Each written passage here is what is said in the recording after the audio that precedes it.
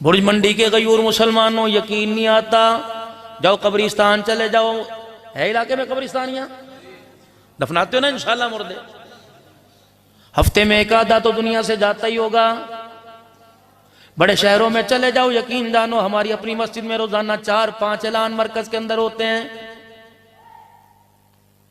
हर जगह जाकर मैं आप हजरात को यही सुनाता हूं, नहीं यकीन आता मुझ फकीर की बात पर, इन सारे अल्लाह वालों पर। जिंदगियां जिनकी गुजर गई, हड्डियों का ढांचा निकल गया, दाढ़ियां जिनकी अल्लाह का कुरान सुनाते सुनाते सफेद हो गई।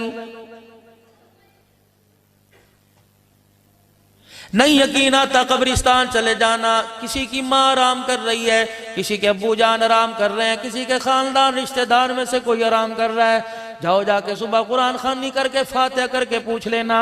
एक और बात बताऊं, कितने मरने वाले बेवकूफ निकले। बोली साहब तेन हो की गया, तू किस तरह की गल्ला करता है। मेरा अब्बा पढ़ा लिखा आदमी था और हाई स्कूल का टीचर था, कोई बेवकूफ जी? हाँ हाँ,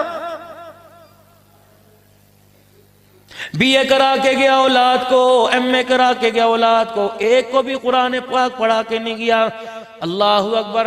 नहीं यकीन आता, धोखेबाज दुनिया ने इतना बड़ा धोखा दिया। जाओ कब्रिस्तान चले जाओ, कब्र के ऊपर कतबा लगा हुआ है, या अल्लाह या मोहम्मद लिखा हुआ है, ला इलाहा इल्लल्लाह मुहम्मदुर रसूलुल्लाह सल्लल्लाहु तआला अलैहि वसल्लम लिखा हुआ है। नीचे चारों को लिखे हुए हैं, खुदाए पाक की कसम संगे मरमर का कतबा लिखा है। कुरान हंस हंस के दिखा रहा है कितना बड़ा बड़ा बेवकूफ था।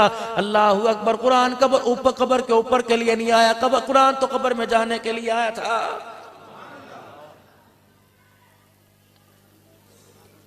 मौलाना ने मेरे से तारीख ली, मौलाना कासिम साहब की सिफारिश ली, दाएं बाएं। मैंने कभी अनजान बंदे मुझे बताओ, पहली मरतबा मुलाकात है, कितने फोन पर आज मेरे अजीजों राब्ते हुए।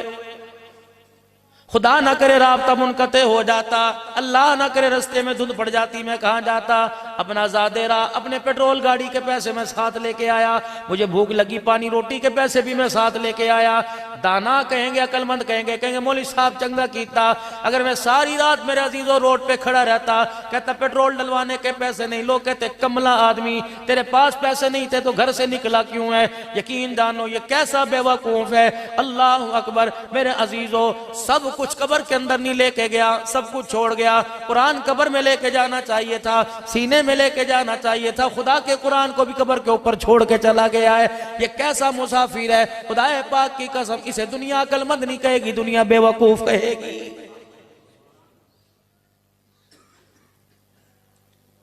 मुझे एक दिन मेरे अजीजों में मैसेज आया कि मौलाना मुझे साले सवाब कर दो, मैंने फलाने को सवाब बख्शना है। मैंने कहा मौलाना ऐसे काम नहीं करता। हाँ, नकद 3 मरतबा कुल्ला शरीफ पढ़ दूंगा, सूरह यासीन पढ़ दूंगा, कुल्ला शरीफ पढ़ूंगा, कहूंगा या अल्लाह जिसने मैसेज किया उसको अल्लाह इसका सवाब पहुंचा दे, वो आगे जहां मर्जी भेजता फिरे। ऐसा कौन बेवकूफ है। मुझे तो मौलाना अकलमंद नजर आ रहे हैं, ये मौलाना अकलमंद नजर आ रहे हैं, ये मौलाना अकलमंद नजर आ रहे हैं। ये कौन सा ऐसा बेवकूफ है जो सारी रात मुसल्ले पे खड़ा होकर और अल्लाहु अकबर कुरान पढ़ता रहे, सुबह 2-3 कुरान का सवाब कहे अल्लाह मैंने उठा के अलमारी के अंदर रख दिए, महल्लेदार कोई आएगा उसका बाप मरेगा मैं उसे सवाब पहुंचाऊंगा। मेरे अजीजों मुझे बताओ तो सही आदमी अकलमंद है या बेवकूफ है। मैं आपकी अकल पर हैरान जाता हूं, खुदाए पाक की कसम है। यकीन जानो जिसकी जेब में 50 रुपए का नोट नहीं निकलता वो 500 रुपए 500 कुरान के सवाब कैसे दे देता है। बाबा जी कुलखानियों के अंदर चले जाओ, 50 मेरे जी, 20 मेरे जी, 10 मेरे जी पड़े थे।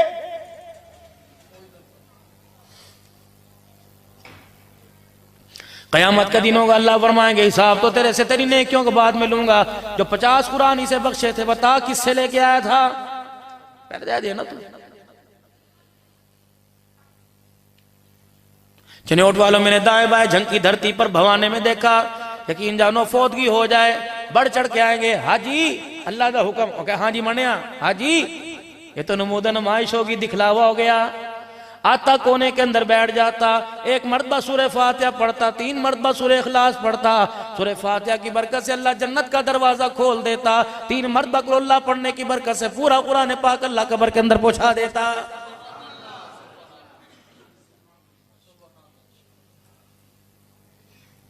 मेरा अब्बा फौत हुआ, ये 500 के करीब आदमी बैठा, कल्ला कल्ला बंदा है, हाथ चाओ जी कलाम बख्शो जी, हाथ चाओ जी कलाम बख्शो जी, हाथ चाओ जी कलाम बख्शो जी।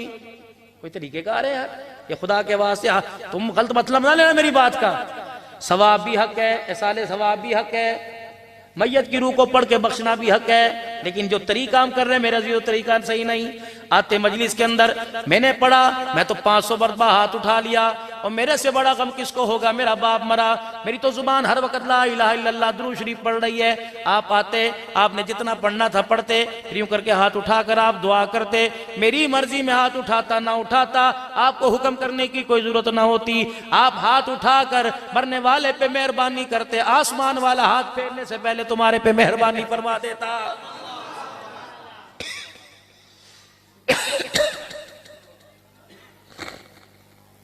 इंडिया के अंदर एक शख्स का इंतकाल हुआ, अल्लाह, बहुत बड़े अल्लाह वाले हैं, फरमाने लगे मैंने अपने घर की लाइटों को बंद कर दिया, अब्बा जान के ऊपर जो पंखा चल रहा था मैंने उस पंखे को बंद कर दिया। सारे घर वाले मेरे आले दवाले हो गए, कहने लगे इस बेटे को बाप के मरने का इतना गम हुआ, दिमाग खराब हो गया, पंखे बंद, बिजलियां बंद। मैंने कहा दिमाग खराब नहीं, मेरा दिमाग सही चल रहा है। मैंने माँ का हाथ पकड़ा, कमरे में ले गया, भाइयों का हाथ पकड़ा, कमरे में ले गया, बहनों का हाथ पकड़ा, कमरे में ले गया। मैंने कहा खुदा की कसम बताओ बाप को जन्नत में भेजना चाहते हो क्या जहन्नम में? का जन्नत में। का बताओ अम्मी जान, आज तक जो बिजली का बिल आ रहा था मेरी कमाई से आ रहा था या बाप की तनख्वाह की कमाई से आ रहा था? अम्मा ने कहा बाप की तनख्वाह की कमाई से। अब बाप मर गया, जितना बैंक बैलेंस है, जितना पैसा है, अब ये बाप की मिल्कियत नहीं रहा, बच्चों में विरासत बन के तकसीम हो गया है। अब अकेले बाप का नहीं, हम सारे बहन भाइयों का है। बताओ अगर अब्बा जान को जन्नत में पहुंचाना है तो सारे इजाजत दोगे पंखा चलेगा, सारे इजाजत दोगे बिजली चलेगी, वरना अब्बा जान को अंधेरे में उठा के कब्रिस्तान छोड़ के आएंगे। अम्मा जान बता तेरा हक मेहर अदा किया कि नहीं किया? अगर अब्बा जान ने हक मेहर अदा नहीं किया, जमीन का हिस्सा बाद में बंटवारा करेंगे, बैंक बैलेंस बाद में तकसीम करेंगे, पहले बाप की जायदाद में से कर्जा उतारा जाएगा, माँ का हक अदा किया जाएगा, फिर जो बचेगा वो बच्चों में तकसीम किया जाएगा। मैंने मरने वाले से पूछा, मैंने कहा मियाँ ये जो तेरे बच्चे कह रहे अल्लाह तुझे क्या कह रहा है? फरमाया फरिश्ते कान में आके कह रहे ऐसी औलाद छोड़ के आया, पढ़े ना पढ़े, इन्होंने जो आज काम किया अल्लाह ने तेरे सारे गुनाहों को माफ कर दिया।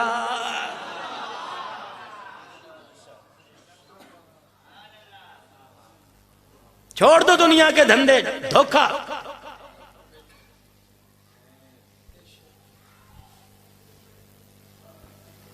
जाओ कब्रिस्तान चले जाना, अम्मी जान की कब्र पे फातिहा पढ़ना, अब्बू जान की कब्र पे पास फातिहा पढ़ना, दुरूद शरीफ पढ़ना, कुरान करीम की तिलावत करना, जिक्र अज़कार करना, सुभान अल्लाह कहना। मौलवी साहब मैं सारी जिंदगी कमलेज गुजार दी थी, न मैंने कलमा पढ़ना आंदा न मुझे कुरान पढ़ना आता है। मैंने कहा मियाँ फिर भी कोई बात नहीं, परवरदिगार आलम बड़ा गफूर रहीम है। कहा मौलवी साहब मैं क्या करूं? मैंने कहा सुबह जब चरपाई पर सो के उठा के बैठा कर, पैर में जुत्ती पहनने से पहले, अपनी आंखों को मलने से पहले नियत कर लिया कर, या अल्लाह आज जितने मैंने एक काम करूंगा, जितनी मरतबा बिस्मिल्लाह पढ़ूंगा, 10-5 रुपए सदका खैरात करूंगा, सुभान अल्लाह कहूंगा, दुरूद शरीफ पढ़ूंगा, या अल्लाह सुन्नत के मुताबिक जितने काम करूंगा, या अल्लाह शाम तक जितनी भी ने क्या करूं, सारे का सारा सवाब मेरे माँ बाप की रूह को पहुंचा दे। ले ना कलाम लेनी पई, ना मौलवी साहब को जाना पे, ना फलानी जगह जाने पे, सारे काम हो गए मेरे भाई। जहमत देने की किसको जरूरत ही कोई नहीं। अच्छा कभी आपने सोचा तो होगा ना यार, जो 300 कुरान कागज पे लिखे किसने पढ़े? अब्बा कल फौत हुआ, 300 किसने पढ़ दिए?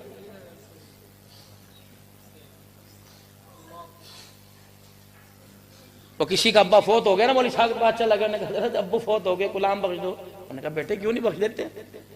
मेरे पास तो है नहीं, मैं से 1 घंटा पहले जो मेरे थे लेके चला गया, मैं दूसरी मस्जिद से मंगवा देता हूँ।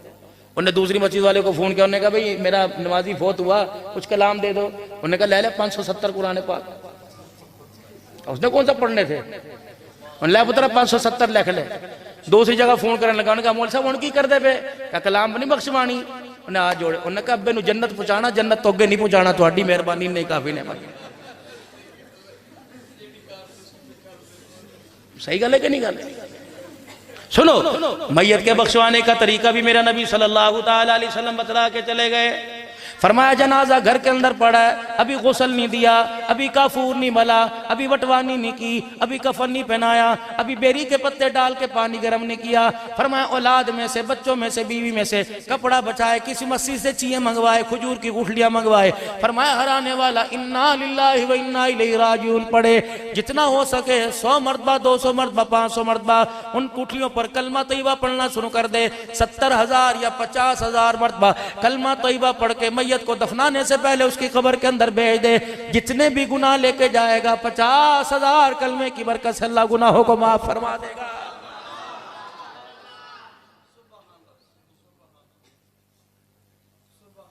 लेकिन जितनी सस्ती अल्लाह ने जन्नत को किया था, हमने उतनी उसे महंगी कर दिया है।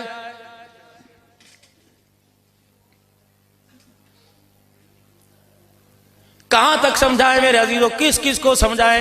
कल यूं ना कह देना भाभी मौलवी आया है ऐसी, मैं तो मुसलमान हूं भाई, सीधी सादी बात।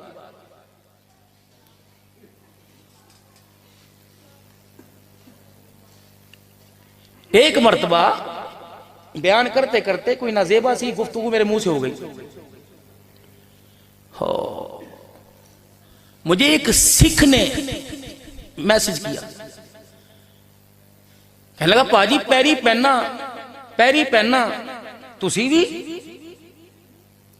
अपना तुसी नबी देखो जिन्हें सारी जिंदगी लोगों को प्यार दी गल्लां दसिया, तुसी गालां कट के तुसी है गुस्सा करके तुसी दीन समझाओगे, फिर लगता तुसी भी पटरी तो उतर गए। पाजी असरा ना करया करो। मैं पता नहीं किसकी कसम उठा के मुझे जहन से निकल गया। कहने लगा असी सारे घर वाले काम काज तो फारग होके ना अद्धा पौना घंटा तेन सुन को फिर सुनने, सानू सुकून तुम मनते तो कोई नहीं, सानू सुकून बड़ा होंदा। मैंने तौबा कर ली उस दिन से। मैं कहा दुनिया मैं पर्चियों पर गुफ्तगू करता ही नहीं कि इस पे बोलो इस पे बोलो। 2 रकात सलातुल इस्तिखारा उलमा इकराम से अर्ज करके जाऊंगा। मुझे 3 वक्त के वलियों ने बतलाया, यकीन जानो और जिनका नाम सुनो आपकी आंखों में आंसू आ जाएं, उन 3 अल्लाह वालों ने बतलाया। फरमाया मैं जब भी बयान करने के लिए बैठे, खुतबा रात से भी अर्ज करूंगा, फरमाया जब भी बयान करने के लिए बैठो वजू करो, वजू तो करते ही हो, 2 रकात सलातुल इस्तिखारा पढ़कर फिर अल्लाह से दुआ करो, अल्लाह वो बात ना कहलवा जो मखलूक को पसंद है, वो बात कहलवा जो तुझे पसंद है, या अल्लाह वो बात कहलवा जिससे मुझे भी फायदा हो जाए, अल्लाह तेरी मखलूक को भी फायदा हो जाए। खुदा पाक की कसम, खुदा जुबान से वो कहलवाए जो किताबों में कहीं नजर नहीं आएगा।